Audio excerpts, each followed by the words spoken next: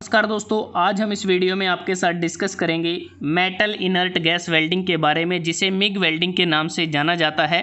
और यह एक ऐसी वेल्डिंग प्रोसेस है जो फ्यूज़न वेल्डिंग प्रोसेस का टाइप है और उसमें इलेक्ट्रिक आर्क वेल्डिंग के अंतर्गत आती है और इनर्ट गैस वेल्डिंग है, और साथ में ही एक नॉन प्रेशर वेल्डिंग भी है। और इस वेल्डिंग प्रोसेस को gas metal arc welding GMAW के नाम से भी जाना जाता है। तो बात करते हैं कि इस वेल्डिंग को डेवलप करने की ज़रूरत क्यों पड़ी। 1940 के दशक में जब एल्यूमिनियम और स्टेनलेस स्टील को वेल्ड करने के लिए जो टिग वेल्डिंग थी वो एक स्लो प्रोसेस थी, तो जैसे जैसे हाई रेट ऑफ प्रोडक्शन हुआ तो उस दौरान एक फास्टर वेल्डिंग प्रोसेस की रिक्वायरमेंट हुई, और उस रिक्वायरमेंट को पूरा करने के लिए मिग वेल्डिंग को डेवलप किया गया। तो बात करते हैं कि इस वेल्डिंग को करने के लिए हमें किस किस इक्विपमेंट की ज़रूरत होती है। सबसे पहले अगर हम बात करें पावर सोर्स, जो पावर सोर्स हमें इसमें चाहिए वो DC पावर सोर्स की इसमें रिक्वायरमेंट रहती है। और DC पावर सोर्स में भी DCRP मतलब कि डायरेक्ट करंट रिवर्स पोलैरिटी या डायरेक्ट करंट इलेक्ट्रोड पॉजिटिव, इसकी हमें ज़्यादा ज़रूरत होती है, क्योंकि जो DCRP है इसको ज़्यादातर इसलिए यूज़ करते हैं कि इस पोलैरिटी में जो मेटल डिपोजिशन रेट है वो बढ़ जाता है, और साथ में जो स्पैटर हैं वो भी कम बनते हैं, और गुड क्वालिटी का वेल्ड बीड बनता है, और एक स्टेबल आर्क और स्मूथ इलेक्ट्रोड मेटल ट्रांसफ़र हमें DCRP में मिलता है। और इस केस में जैसा कि इलेक्ट्रोड है जो पॉजिटिव टर्मिनल के साथ जुड़ी होती है, जो एक एनोड होता है, और जो वर्क पीस होता है वह कैथोड नेगेटिव टर्मिनल के साथ जुड़ा होता है। उसके बाद जो इनर्ट गैस सिलेंडर की रिक्वायरमेंट होती है, ये जो सिलेंडर है जिसमें इनर्ट या सील्डिंग गैस वो फिल की जाती है। इनर्ट या जो सील्डिंग गैस हम यूज़ करते हैं आर्गन, हीलियम, नाइट्रोजन, हाइड्रोजन या फिर इनके मिक्सचर को भी यूज किया जा सकता है, लेकिन जो ज़्यादातर यूज़ करते हैं वो आर्गन का यूज़ किया जाता है। उसके बाद है वेल्डिंग टॉर्च और गन। ये जो वेल्डिंग टॉर्च या जो गन है ये दो टाइप के हम यूज़ कर सकते हैं। एयर कूल्ड का यूज़ करते हैं जब हमारी जो करंट कैरिंग जो कैपेसिटी है 200 एम्पियर तक होती है, और जब हमारी जो करंट कैरिंग जो कैपेसिटी है वो 200 एम्पियर से ज़्यादा हो जाती है तो उस केस में हम वाटर कूल्ड वेल्डिंग टॉर्च या गन का इस्तेमाल करते हैं, जिसके लिए फिर हमें अलग से एक वाटर टैंक की अरेंजमेंट करनी पड़ती है। उसके बाद बात आती है इलेक्ट्रोड की। मिग वेल्डिंग में जो इलेक्ट्रोड हम यूज़ करते हैं वो कंज्यूमेबल एक वायर होती है या कंज्यूमेबल इलेक्ट्रोड होता है, जो एक जो वायर स्पूल या फिर जो वायर रील है उसके ऊपर वाउंडेड होता है, जिसका डायमीटर 0.5 mm से 3 mm के बीच में हो सकता है। और जो फीड रेट है उसको पहले से ही प्री सेट किया जाता है, क्योंकि जो फीड रेट है वो बेसिकली डिपेंड करता है वायर के डायमीटर पे या फिर जो वर्क पीस की जो थिकनेस है उस पे ये डिपेंड करता है। तो इस तरह से ये बेसिक रिक्वायरमेंट रहती है मिग वेल्डिंग के लिए। अब यहाँ पर एक क्वेश्चन अराइज होता है कि हम जो DCRP के इसमें ज़्यादा प्रेफर की जाती है, तो DCSP क्यों नहीं करते, जो डायरेक्ट करंट स्ट्रेट पोलैरिटी होती है या डायरेक्ट करंट इलेक्ट्रोड नेगेटिव। उस केस में जो आर्क है वो ज़्यादा अनस्टेबल हो जाती है, इसलिए नहीं यूज़ करते, और साथ में ही लार्ज स्पैटर बनते हैं, और इसके लिए फिर हमें अलग से एक इलेक्ट्रोड चाहिए जिस पर कैल्शियम या टाइटेनियम ऑक्साइड मिक्सचर की कोटिंग करने की आवश्यकता होती है DCSP के केस में। तो इसलिए हम DCSP को प्रेफर नहीं करते, ज़्यादातर DCRP को ही प्रेफर किया जाता है। अब बात करते हैं कि जो मिग वेल्डिंग है इसको कैसे किया जाता है, क्या प्रोसेस रहती है इसको करने की, और साथ में हम जानेंगे मिग वेल्डिंग की एडवांटेज क्या हैं, डिसएडवांटेज क्या हैं और इसकी एप्लीकेशन क्या है। सबसे पहले बात करते हैं कि इस वेल्डिंग को इनर्ट गैस एटमॉस्फेयर में कंज्यूमेबल इलेक्ट्रोड और वर्क पीस के बीच में आर्क को इग्नाइट करने से पहले जो हमारे गैसेस के कनेक्शन होते हैं या जो वाटर फ्लो होता है उसको अच्छी तरह से हमें चेक कर लेना चाहिए। इसके अतिरिक्त हमें proper current wire feed speed को भी सेट करना होता है तथा सभी जो इलेक्ट्रिकल कनेक्शन है उसको भी एक बार हमें अवश्य चेक कर लेना चाहिए प्रिकॉशन के तौर पर। तो अब बात करते हैं कि इस वेल्डिंग में जो हम आर्क इनिशिएट करते हैं कंज्यूमेबल इलेक्ट्रोड और वर्क पीस के बीच में, उसको दो तरीके से किया जा सकता है।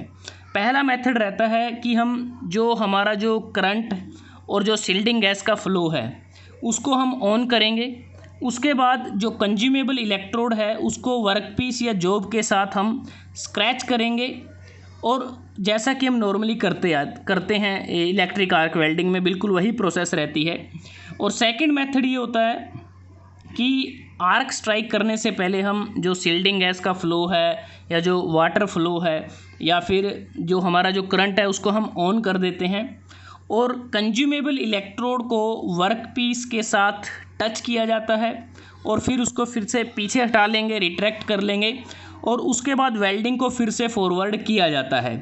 तो इस तरह से जो आर्क स्ट्राइक करने से पहले हमें 15 mm के करीब कंज्यूमेबल वायर इलेक्ट्रोड को वेल्डिंग टॉर्च से हमें बाहर रखना होता है, और वेल्डिंग करते समय जो वेल्डिंग टॉर्च है और जो वर्क पीस है इसके बीच में कम से कम 10 से 12 mm का गैप होना चाहिए।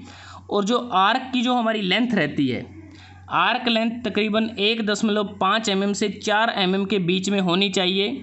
और इस प्रोसेस में अगर हम बात करें सेमी ऑटोमेटिक है, जो मैनुअली ऑपरेटेड है, या फिर ऑटोमेटिकली वेल्डिंग है, वेल्डिंग सेट हमारे पास है, तो उस केस में सेल्फ एडजस्टेड जो आर्क है हम यूज़ करते हैं सेमी ऑटोमेटिक में, सेल्फ कंट्रोल्ड आर्क प्रिंसिपल का यूज़ करते हैं ऑटोमेटिक वेल्डिंग में। इनके प्रयोग से आर्क लेंथ को कांस्टेंट मेंटेन हम कर सकते हैं। तो इस प्रकार से इस प्रोसेस को हम बड़ी आसानी से कर सकते हैं। जो शील्डिंग गैस हम इसमें यूज़ करते हैं, शील्डिंग गैस को बेसिकली हम यूज़ करते हैं जो हमारा मोल्टन वेल्ड पूल होता है उसको अच्छी तरह से कवर किया जाए, ताकि जो एटमॉस्फेयर में जो गैसेज हैं तो उसके कांटेक्ट में ना आए, जिससे कि हमारा जो वेल्ड होता है या जो वेल्ड बीड होता है उसमें डिफेक्ट आ सकते हैं। उसके बाद जो हम बात करते हैं कि इस वेल्डिंग में हम अलग से कोई भी जो फ्लक्स है वो यूज़ नहीं करते, और साथ में ही जो गैस फ्लो रेट होता है, क्योंकि यहाँ पर हमारे फ्लो रेगुलेटर लगे होते हैं गैस फ्लो के, तो इसमें जो गैस फ्लो रेट है वो बेसिकली डिपेंड करता है जो नोजल का साइज़ होता है। हमारी जो वेल्डिंग टॉर्च या गन हम यूज़ करते हैं उसके नोजल के साइज़ पे वो डिपेंड करता है, और जो बेसिकली 4 से 40 लीटर प्रति मिनट हो सकता है। लेकिन जो मोस्ट कॉमनली हम रेंज होती है जो फ्लो ऑफ शील्डिंग गैसेस की, वो रहती है 7 से 12 लीटर प्रति मिनट। इस तरह से गैस फ्लो रेट हमारा इसमें रहता है। अब बात करते हैं कि इस वेल्डिंग को करते समय जो मेटल ट्रांसफ़र होता है, जो वेल्डिंग में जो मेटल ट्रांसफ़र होगा, क्योंकि इसमें क्या है कि हम कंज्यूमेबल इलेक्ट्रोड का यूज़ करते हैं, और कंज्यूमेबल इलेक्ट्रोड का हम यूज़ करते हैं तो जो इलेक्ट्रोड है वो कंज्यूम होगी। और मेटल ट्रांसफ़र मिग वेल्डिंग के केस में अलग अलग तरीके से होता है, और वो डिपेंड करता है करंट पे और वोल्टेज पे डिपेंड करता है जो हम इलेक्ट्रोड को देते हैं। इसमें मेनली क्या है कि जो डिफरेंट वे हो सकते हैं मेटल ट्रांसफ़र के इलेक्ट्रोड से वर्कपीस तक।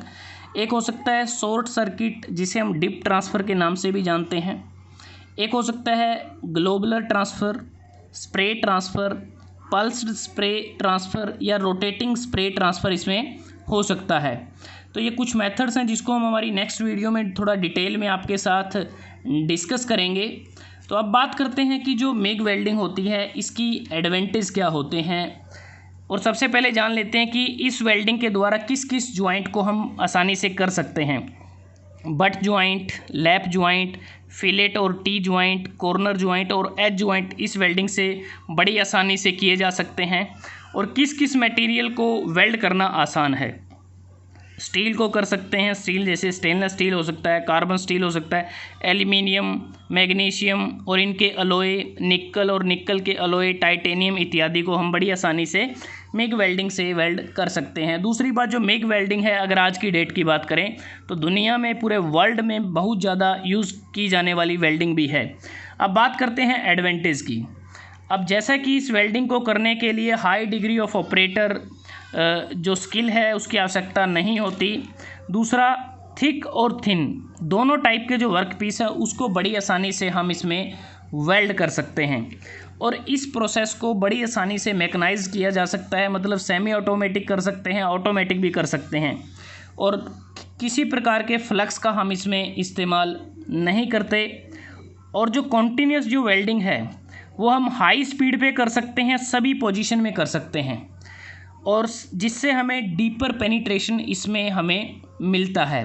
तो कह सकते हैं कि मिग वेल्डिंग के द्वारा लार्ज मेटल डिपोजिशन रेट हम अचीव कर सकते हैं और साथ में जैसा कि इस प्रोसेस में हमारा जो इलेक्ट्रोड की जो फीडिंग है वो कॉन्टीन्यूसली होती है, इसलिए जो मिग वेल्डिंग है वो टिग वेल्डिंग के मुकाबले ज़्यादा फास्ट है, एक फास्टर प्रोसेस है।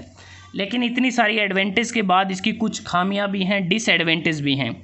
जैसा कि ये जो वेल्डिंग इक्विपमेंट है ये कॉम्प्लेक्स है और कॉस्टली है। कॉम्प्लेक्स इसलिए है क्योंकि इसमें बहुत सारे वेरिएबल्स को हमें कंट्रोल रखना होता है, जैसे टॉर्च का angle, electrode stick out, welding parameter या इलेक्ट्रोड का टाइप और साइज़ को हमें मेंटेन करना होता है और ये पोर्टेबल बहुत कम है, लेस पोर्टेबल प्रोसेस है और इसके द्वारा हम जो स्मॉल कॉर्नर हैं उनको वेल्ड करना डिफ़िकल्ट रहता है।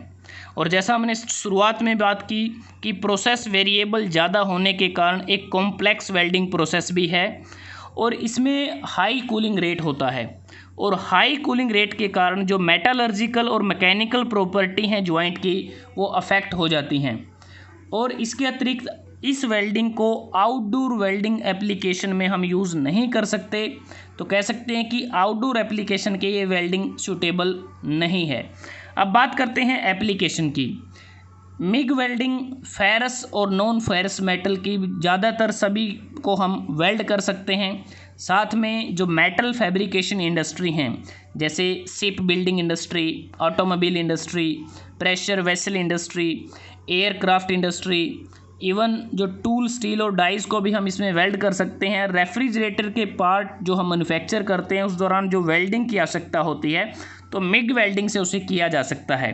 तो दोस्तों आज हमने इस वीडियो में आपके साथ डिस्कस की electric arc welding, metal inert gas welding, जो एक नॉन प्रेशर वेल्डिंग है, इनर्ट गैस वेल्डिंग है, जिसे हम गैस मेटल आर्क वेल्डिंग के नाम से भी जानते हैं।